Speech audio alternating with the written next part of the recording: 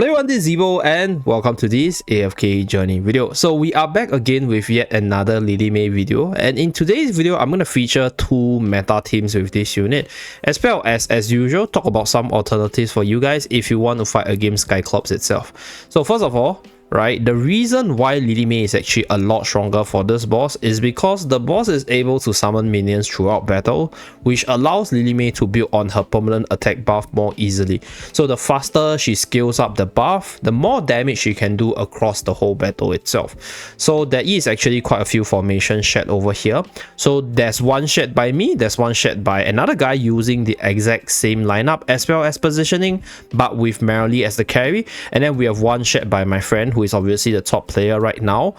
This one did 53 billion damage. Okay, so we're going to run through these two records, and let me just scroll down and see whether or not there are other Lily Mei users. Okay, so far there's one guy here doing a hybrid damage. So right here, if we take a very simple comparison between the two units, Lily Mei is already hitting harder compared to his Merrily. Even though his Merrily is 5-star with Paragon 1, his Lily Mei is only probably like 8 plus 8, right, because it's only 2 stars and it's not even Supreme Plus. So doing more damage right here is really super duper incredible. And for the meta teams itself, right, I'm going to showcase the damage numbers. So for my own record right here, my Lily Mei was able to hypercharge to 28 build damage, whereas for my friend's Lily Mei team over here, it did 26 build. So I think in terms of the numbers itself, the reason why my Lily Mei was able to do more is because my Reyna's buff was on my Lily Mei. So Reyna was able to hyper buff my Lily Mei and allow her to do more damage. There's also a little bit of RNG factor as to where Skalita lands in battle, right? How fast we kill the summons itself depending on where the units attack. So there is a lot of RNG for this boss, but in general, right, we can conclude that Lily Mei is indeed a better damage dealer in this boss. Right, at least for this boss. We're not sure whether or not it's still the case for maybe like Yeti or the next few bosses, but right now Lily Mei is looking incredible for Dream Realm itself. So let's start with the very first team which I want to showcase, which is my very own team right here. So this is my positioning or the units that I use. So Fresto needs no introduction, right? A lot of damage as a tank, as well as the energy regen buff for the carry, so that the carry can spam the skill, and then there's also some damage reduction which help us survive better. And then we have Reyna, which provides the debuff as well as the buff on the carry. So debuff on the boss, buff on the carry. And then we also have Smokey, right? All the usual crazy stuff that Smokey can do. And that's pretty much the very first team, which is what my own team, which I want to showcase. Okay, so later on I will showcase the team shared by my friend, which is one consisting of Shakir. So I'll say I tried that team and I actually did more damage because Shakir is actually incredible in this meta, provided that if you have Fresto as well as a few melee units in the front line, because that way your frontliners actually do a lot more damage, which scales up your overall damage number for the bosses. Okay, so as you guys can see, Lily Mei is just diving around, building up stacks, okay, and then jumping and using the ultimate. So now because we have the energy regen, she's able to spam her ultimate consistently. And let me slow down. Let me slow down this part. Okay, so every single time the smaller minion gets killed, right, we do get some EXP for our third skill to increase the stacks. Okay, so this is where Lily Mei's third skill, as you guys can see, there's a whole bunch of buffs inside, and within that whole bunch of buffs, there's actually this attack stat which is permanent on her. So I probably should have started off at like one time so I can explain the mechanics, because I can show you guys like what's going on in battle. But basically, as you guys can see right here, because we have the buff coming out from our relic, which is evocation spell, which provides a stat buff temporarily. So this one actually benefits our dear Lily Mei, and it's also an amazing bossing relic, obviously. And we also have the buff coming out from Smokey, and we also have some potential shield coming out from Skalita, which allows Lily Mei's attack stack on the EX weapon to actually function faster as well. So right here, this is the damage number. So this is me hypercharging my Lily Mei. Okay, so that's number one. Now the next team that I want to talk about is the team that is used by my friend, which is one where you run Shakir instead. So now for this team, the positioning of the other units are the same, but instead you shift Smokey to one tile to the left and put Shakir right in the middle. So for those of you guys who do not know what changed for Shakir, Shakir's ultimate now lands directly in the middle of the direction that he tries to pounce at.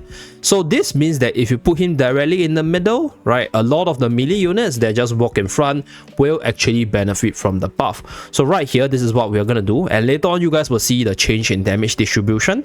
And I'll run this better at one time to just explain the mechanics of Lily Mei as well as the other units. So right here, Shakir's running up in the front. Lily Mei starts off with the ballet. Okay, so Shakir dives. As you guys can see, this guy dives right in the middle. So the aura is now maximized in terms of how many units get buffed.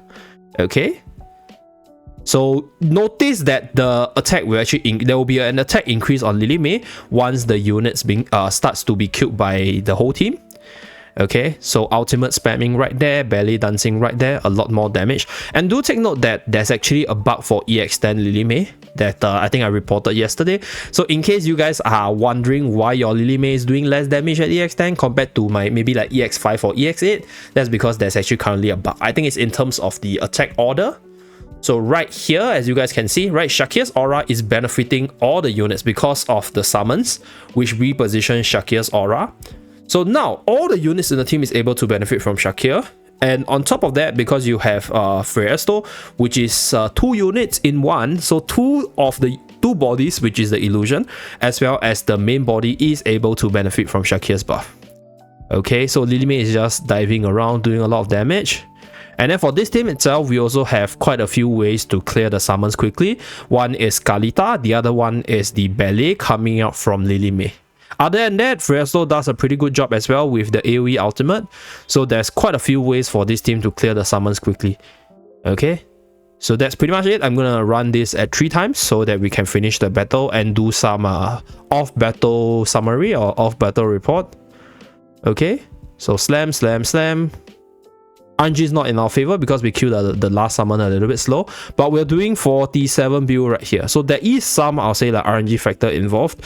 I think in terms of where you place your Skalita, it might actually affect the overall damage numbers. So this is the damage distribution.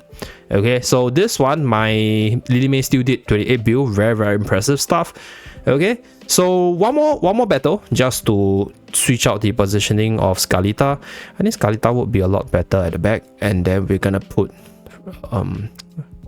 yeah, we don't actually need the damage reduction, so we're gonna put this guy here, put Freyasto there. So this way, I think Shakir's aura will be more centralized with 2 of the Freyasto surrounding him.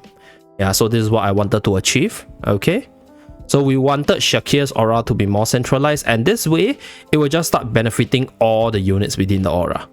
And Skalita probably lands in a more optimal position, which allows us to actually hit more of the summons and allows us to just bypass that summon damage immunity and do more damage. Yeah, so this time around, I think my damage should probably break my 49 build. Maybe I might reach 51 build with this run. Yeah, so we're now 48, 49, very nice. Okay, please kill the summons fast enough. So that was okay. It was a little slow here, unfortunately. Okay, we were really close, but we did like close to 50 build right here. So let's just do a summary. So yeah, just a minor swap in position allows us to do more damage, because I think for this time around, Lily Mei did less damage, but my other units like Freyasto as well as Smokey did more damage. Probably because Lily Mei's ultimate as well as Kalita managed to remove the summons fast. So during that period where they were killing the summon, they lost a little bit of damage using their skills on them, but right, the other units managed to do more.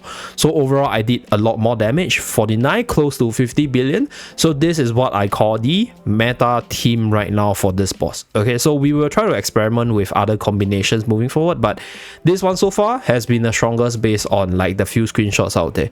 So next, we'll talk about another... Hold on, let me just share this formation. So yep, right here, we're up right here. Okay, very good damage. So Lily Mei compared to Merrily, if you guys want a comparison, once again, let me scroll back to this one. So this guy over here has both the units, and even with a lower tier Lily Mei is already doing way more. So does this mean that Lily Mei will replace Merrily? Will Merrily be eventually replaced by Lily Mei across all the different bosses? The answer is not really, because like I think there are certain bosses where Merrily still has a clear advantage. So initially I predicted Lily May to be good in Necro Dragon, to be good in Skyclops, maybe in King Croaker.